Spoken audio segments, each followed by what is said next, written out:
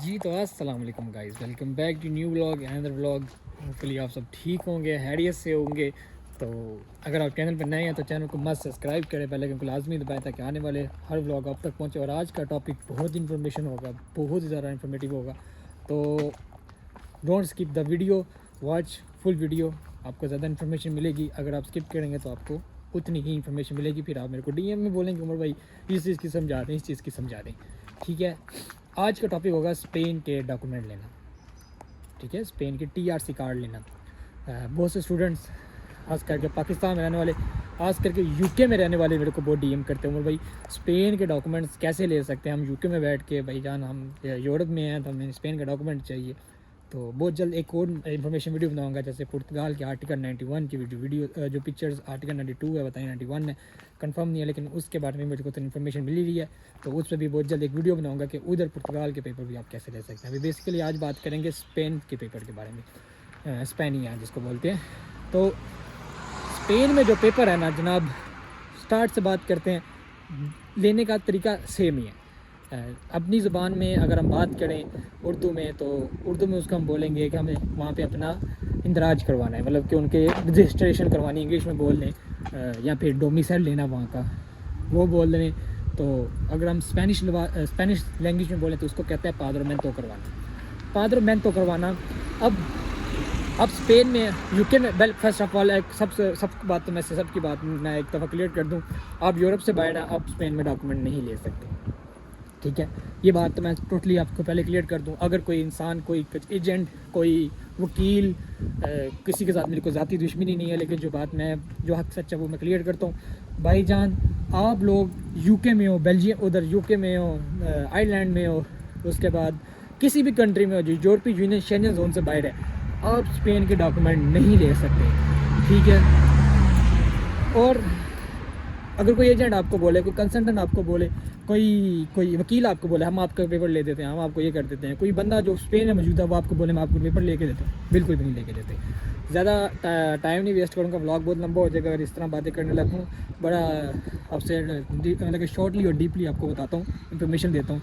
देखिए, पाद्रोमेंतो होती है दो टाइप की, एक होती है रेड क्रॉस, एक होती है नॉर्मल जिसको होम एड्रेस बोलते हैं। ठीक है, होम एड्रेस के ऊपर पाद्रोमेंतो करवाना। अब देखो, हम पहले बात करते हैं रेड क्रॉस के ऊपर। रेड क्रॉस बेसिकली आप गवर्नमेंट के डोमिसाइल के ऊपर अपनी पाद्रोमेंतो करवाते हैं। उसका मतलब कि आपके पास रहने की जगह नहीं है, या रहने की जगह है लेकिन जिस घर में आप रहते हैं उस घर में इतने स्पेस नहीं है जिसमें से मुझे डोमिसाइल दिया जाए, क्योंकि हम ये को पाकिस्तान, यहाँ भी इंडिया, या हमारे एशियन ममालिक नहीं है जिधर कि आप जितने मर्जी बंदे रह लो और सबको वो आपको डोमिसाइल दे दें। नहीं, यहाँ पे एक लिमिट होती है घर के अंदर रहने की, इतने बंदों को आप डोमिसाइल अलॉट कर सकते हो, इससे ज़्यादा नहीं कर सकते। ठीक है, ये इधर भी एक लिमिट होती है। तो जब आपने रेड क्रॉस अप्लाई करना है ना, रेड क्रॉस का मतलब है कि आप गवर्नमेंट के पास जाते हैं और गवर्नमेंट को बोलते हैं कि भाई जान मेरे पास रहने की जगह नहीं है, रहने की जगह भी है लेकिन मेरे पास डोमिसाइल नहीं है, मैंने अपनी पाद्रोमेंतो करवानी है, मैं किस पे करवाऊँ, मैं लावारिस हूँ। एक शॉर्ट लफ्ज़ों में ये बोल देंगे ना, मैं लावारिस हूँ। ठीक है, उसके लिए अब क्या चाहिए, जिस घर में आप मौजूद हैं, जिस घर में आप रह रहे हैं, वो बंदा जो उसका घर का मालिक है वो आपके साथ जाएगा। ठीक है, वो उधर जाएगा, उधर जैसे हमारे पाकिस्तान के अंदर नादरा ऑफिस है या फिर पासपोर्ट ऑफिस होता है, इधर इनका अजंतो मंतो का दफ्तर है। ठीक है, अजंतो मंत इसको बोलते हैं स्पेनिश लैंग्वेज के अंदर। वो उधर जाएगा, उधर जाके आपका रेड क्रॉस अप्लाई करेगा और वो उधर जाके एक फॉर्म फिल करेगा, उसके ऊपर लिखेगा ये बंदा मेरे साथ रह रहा है लेकिन मेरे पास स्पेस नहीं है रहने की, डोमिसाइल देने की, तो इसको लादा आप डोमिसाइल लॉट कर दो, वो आपका अप्लाई हो जाएगा रेड क्रॉस। अब वो 1 मंथ गुजरे, 2 मंथ गुजरे, या 3 मंथ, या 4 मंथ, या आपकी लक होती है वो कितनी देर के बाद वो आपके घर आते हैं चेक करने के लिए, हाँ भाई बंदा यहाँ पे मौजूद है कि नहीं है। अब यहाँ पे आपका डाउट सारा क्लियर हो जाता है। लोग कहते हैं स्पेन में बैठ के आपको आपकी हम पाद्रोमेंतो करवा देंगे। कैसे करवा देंगे, जब वो आपको चेक करने आएंगे आप घर पे मौजूद नहीं होंगे तो आपकी पाद्रोमेंतो नहीं होगी। ठीक है, रेड क्रॉस में ये कभी भी नहीं होगी। ठीक है, बाकी छोड़ो, पहले व्यू चेक करो भाई, आज बादल हुए पड़े हुए हैं। आप भी बोलो कुमार भाई, आप भी बोल रहे हो यार टाइम नहीं है इतना, फिर भी साथ साथ व्यू भी तो दिखाना है ना आपको। तो देखो भाईजान, रेंज रोवर आ रही है इधर। तो जो भी है देखो, आप जब वो आपको चेक करने आएंगे तो आप वहाँ पे मौजूद नहीं होंगे, तो इसका मतलब कि आप एलिजिबल ही नहीं है स्पेन में पेपर अप्लाई करने के लिए। तो यहाँ पे आकर सारा डाउट क्लियर हो गया, जो लोग कहते हैं कि हम लोग यूके में बैठ के स्पेन के पेपर ले सकते हैं। अब देखो, वो 2 महीने के बाद आ जाते हैं, ये आपकी लक है। 3 माह के बाद आ जाते हैं। जब वो आपको चेक करने आएंगे ना, तो आपने घर पे मौजूद होना लाजमी है। वो आपसे पूछेंगे कि भाईजान आप सोते कहाँ पर हो, खाते कहाँ पे हो, रहते कहाँ पर हो, आपके कपड़े कहाँ पर है, घर में कमरे कितने हैं, वॉशरूम किधर है, ये सब कुछ वो आपसे थोड़ा सा इंस्पेक्शन करते हैं। उसके बाद वो चले जाते हैं। फिर आपको वो थोड़ा सा टाइम दे देते हैं कि 10 दिन के अंदर आपको एक लेटर रिसीव होता है। ठीक है, जब वो आपको एक लेटर रिसीव होता है उस घर के एड्रेस के ऊपर, तो आपको वो लेटर लेकर कार्गो सोशियल के दफ्तर जाना होता है, जो स्पेन के अंदर जिस डिस्ट्रिक्ट के अंदर आपकी पादरमेंटो होती है। लाइक वलेंशिया में करते हो, मैड्रिड में करते हो, बार्सिलोना में करते हो, जिधर भी करते हो, आपको वहाँ पे फिर वो उसी डोमिसाइल के एरिया के अंदर जिस घर का आपका मतलब कि जिस एरिया के आपने अंदर वो रेड क्रॉस अप्लाई किया होता है, उस एरिया के अंदर आपने कार्गो सोशियल के दफ्तर जाना होता है। जब आप जाते हैं कार्गो सोशियल के दफ्तर, तो फिर वहाँ से भी आपको ना अपना जो लेटर मिलता है ना, वो लेटर आपको दे के, तो वहाँ से आपको एक और लेटर रिसीव होता है, वो लेटर लेना होता है। ठीक है, वो लेटर लेके आपको अगेन अजंतो मंतो के ऑफिस जाना होता है। और विदाउट सीता ये काम नहीं होता। सीता मीन्स कि सीता बोलते हैं यहाँ पे जैसे अपॉइंटमेंट लेना होता है। हमारे फ्रांस के अंदर अपॉइंटमेंट को बोलते हैं रंदेबू, और स्पेनिश में सीता बोलते हैं, और इंग्लिश में अपॉइंटमेंट बोलते हैं। ठीक है, आपने वो सीता लेके जाना है, उधर जाके उनको अपना पेपर देना है। वो आपका पासपोर्ट लेंगे, स्कैन करेंगे, उसके बाद आपको विद इन मेरे से कोई 5 से 6 मिनट के अंदर आपको आपकी पादरमेंटो का पेपर दे देंगे, और उस टाइम से आपके पेपर स्टार्ट हो जाएंगे, आपका टाइम पीरियड काउंट करना स्टार्ट हो जाएगा। ये होगा रेड क्रॉस का प्रोसीजर।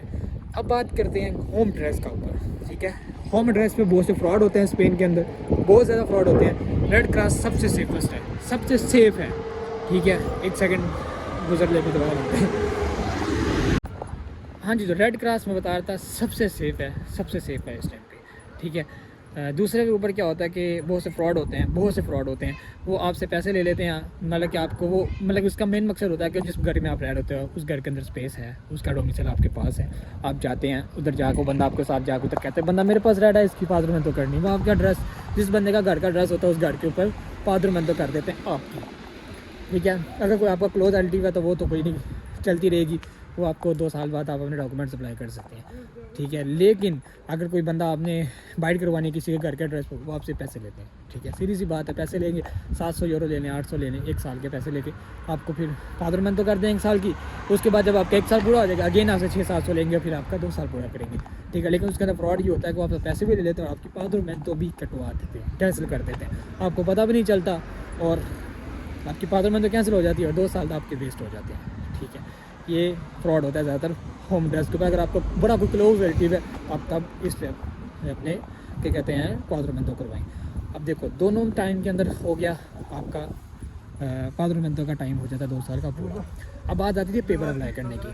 ठीक है, पेपर अप्लाई कैसे करने हैं, आपने कहा उमर भाई आपने बता दिया कि टाइम पीरियड पूरा हो गया, लेकिन पेपर अप्लाई करने, पेपर कैसे अप्लाई करें।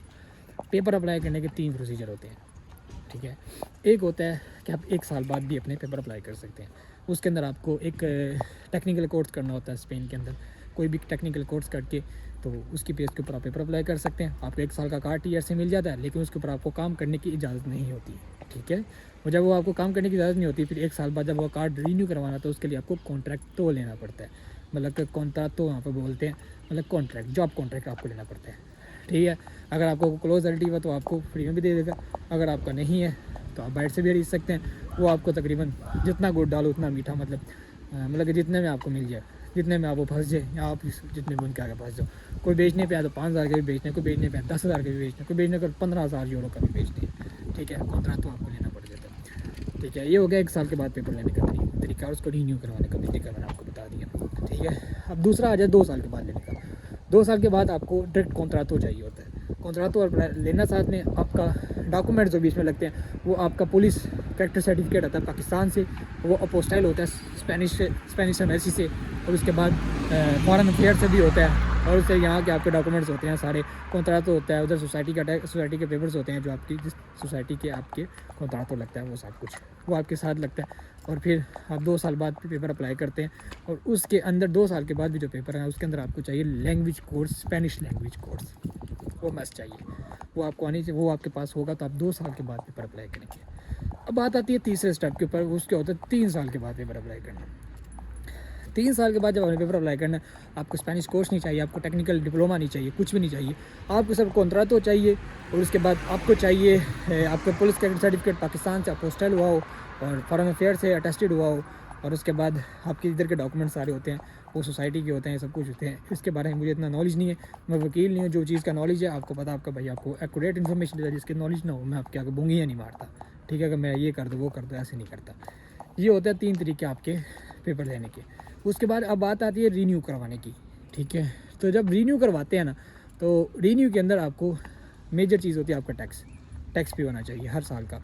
हर साल का टैक्स होता है, वो डिफरेंट होता है कि आप किस जॉब का आपका कॉन्ट्रैक्ट है, आप किस जॉब का कॉन्ट्रैक्ट दे रहे हो, रेस्टोरेंट का दे रहे हो, डोनर का दे रहे हो, कंस्ट्रक्शन कंपनी का दे रहे हो, किसी का भी दे रहे हो, उस हिसाब से आपका टैक्स होता है। कहीं का 500 यूरो मंथली होता है, किसी का 300 यूरो मंथली होता है, और जिसके पास आप काम करते हैं वही आपका टैक्स पे करते हैं, आपको उसका टैक्स नहीं पे करना, ठीक है। बाकी आज मेरे घर के बाहर भाईजान बाहर आई पड़ी हुई है, ये पौधों की कटाई की है बड़ी वीआईपी सी यार, बल्कि आज मौसम बड़ा प्यारा बना हुआ है। तो ये हो गया आपका रीन्यू करवाने का प्रोसीजर, ठीक है। जब आप रीन्यू करवाते हैं उसके पास आपके पास 2 ऑप्शन होता है। डिमांड करते हैं आप 4 साल के कार्ड की भी, 2 साल के कार्ड की भी। 2 साल तो मूवमेंट मिलता ही मिलता है 1 साल के कार्ड के बाद। तो अगर 4 साल का डिमांड करनी तो उसके लिए आपको दोबारा से स्पेनिश लैंग्वेज दिखानी पड़ती है उनको, मे भी, इसका मुझे कंफर्म नहीं है। या फिर भी आप विदाउट स्पेनिश लैंग्वेज डिप्लोमा भी आप 4 साल की कार्ड की डिमांड कर सकते हैं। तो आपका आ जाता है TRC कार्ड, फिर हो जाते हैं आपको टोटल 5 साल, और 4 साल का कार्ड पूरा करेंगे, फिर आप जाएंगे परमानेंट रेजिडेंसी के ऊपर, PR के ऊपर, स्पेन की। जब आपके वो 5 साल के का TRC कंप्लीट हो जाएगा, क्योंकि पहले 1 साल का मिला, फिर आगे से 4 साल के मिला, 5 साल TRC के, फिर आगे से 5 साल को आपको PR मिलेगी। जब वो 5 साल की PR कंप्लीट हो जाएगी, आपके ऊपर टोटल 10 साल फिर आप एलिजिबल होते हैं नेशनलिटी अप्लाई करने के। जब आप नेशनलिटी अप्लाई करते हैं उस बेस के ऊपर फिर आपको क्या कहते हैं, वो आपसे लैंग्वेज का सब कुछ मांगते हैं, आपका बैकग्राउंड चेक करते हैं, बैकअप चेक करते हैं सारा, कि आपने पिछले को स्पेन में क्रिमिनल रिकॉर्ड तो नहीं किया, ये तो नहीं किया, कुछ भी नहीं, ऐसा वैसा कुछ भी नहीं देखते हैं, सब कुछ ऐसा देख के उसके बाद फिर आपकी नेशनलिटी अप्लाई होती है। फिर नेशनलिटी पासपोर्ट आते आते भी मिनिमम आपको मतलब 2-3 साल लग जाते हैं, तकरीबन 2-3 साल में आपको पासपोर्ट आता है। मेरी बात एक बीच में स्किप कर गई, वो बात मैं आपको दोबारा ही बोल देता हूँ, ज़्यादा नहीं। तीनों प्रोसीजर के अंदर ना ये चीज़ कॉमन है। कॉमन क्या है कि जब आप पेपर अप्लाई करते हैं अपने टाइम पूरा होने के बाद, तो आपके पेपर अप्लाई होते हैं, तो वो पेपर पास होने होते हैं। पेपर पास मतलब आपके सारे डॉक्यूमेंट वेरीफाई होते हैं। आपका क्या कहते हैं, आपका क्या नाम है यार, आपका पुलिस कैडेट सर्टिफिकेट आपका वेरीफाई होता है। उसके बाद आपके स्पेन के सारे डॉक्यूमेंट्स वेरीफाई होते हैं। जब वो वेरीफाई हो जाते हैं तो फिर आपको 3 महीने के बाद आपको फिंगर के लिए बुलाते हैं। हर प्रोसेसर के अंदर आपको 3 महीने के बाद फिंगर के लिए बुलाते हैं। आपने 3 महीने बाद फिंगर देने जाना होता है, और जब आपके फिंगर होता है फिर उसके बाद 3 महीने बाद आपको कार्ड आ जाता है। 2 साल कंप्लीट होने के बाद आपको मज़ीद 6 माह लगते हैं कार्ड आने में, ठीक है। तो तकरीबन 2.5 साल, 3 साल के अंदर, जिन्हें 2 साल बाद अप्लाई करना उनको 3 साल बाद कार्ड मिल जाता है, और जिन्हें 3 साल बाद अप्लाई करना उनको 3.5 साल बाद कार्ड मिलता है, ठीक है। ये होता है स्पेन का सारा प्रोसीजर डॉक्यूमेंट लेने का। होपफुली आपको ईच एंड एवरीथिंग की समझ आ गई होगी। तो आज का व्लॉग यही बहुत इन्फॉर्मेशन था, तो उम्मीद करता हूँ आपको मज़ा आया होगा। बहुत जल्द व्लॉग आएगा पुर्तगाल का आर्टिकल 92 का, ठीक है, उसके बारे में भी आपको बताएंगे। और भाई आपके को मिल गई एक नई जॉब, तो बहुत जल्द मैं एक जॉब की भी व्लॉग अपलोड करूँगा कि मैं यहाँ पे अभी मैंने जॉब चेंज किया है, और बहुत जल्द आपके भाई का वीज़ा भी रीन्यू होने वाला है, तो उसका भी व्लॉग अपलोड करेंगे। तो कनेक्टेड रहे मेरे साथ, बहुत सी इन्फॉर्मेशन आपको दूंगा कि मैं वीज़ा रीन्यू कैसे कर सकते हैं, फ्रांस के पेपर कैसे, कागज़ सजोर कैसे ले सकते हैं। मैंने अभी कागज़ सजोर की डिमांड करनी है, तो दुआ करिएगा भाई के लिए। तो बहुत कुछ नया आ रहा है व्लॉग अपने चैनल के ऊपर, अपने कंटेंट में। तो भाई को स्टे कनेक्टेड, लाजमी सब्सक्राइब लाजमी करो। सब्सक्राइब अगर ना पूरे कर नहीं, अगर स्पॉन्स अच्छा मिला तो यूट्यूब बंद कर देंगे भाईजान। इसका मतलब मुझे को इसका कोई फ़ायदा नहीं है ना। फ़ायदा का मीन्स मतलब कि यार मेरी ऑडियंस से नहीं मिली, मेरी ऑडियंस मेरे पे नहीं आ रही, तो फिर भाईजान इसको मुझे कोई फ़ायदा नहीं हो रहा। तो लिहाजा मैं अगर कोई इंसान आपको एक दिल से आपको एक एक्यूरेट इन्फॉर्मेशन देता ना, तो उसको सपोर्ट किया करे, ठीक है। तो वो आप तक मज़ीद इन्फॉर्मेशन लेके आएगा। अभी बहुत जल्द मैं कुछ यूनिवर्सिटीज़ को भी एक्सपोज करने वाला हूँ, मतलब कि यूनिवर्सिटी भी कुछ एक्सप्लोर करूँगा, और मैं आपको बहुत जल्द बताऊँगा A to Z फ्रांस का स्टूडेंट वीज़ा कैसे अप्लाई होता है, विद प्रूफ, विद कंप्यूटर पर बैठ के सब कुछ दिखाऊँगा। तो आपको बहुत जल्द ये व्लॉग में भी आपको इन व्लॉग्स में सब कुछ आपको ये इसी चैनल पे आपको सब कुछ मिलेगा। तो भाई को तो इजाज़त, भाई मिलता है आपको नेक्स्ट वीडियो में। तब तक के लिए अल्लाह हाफिज़।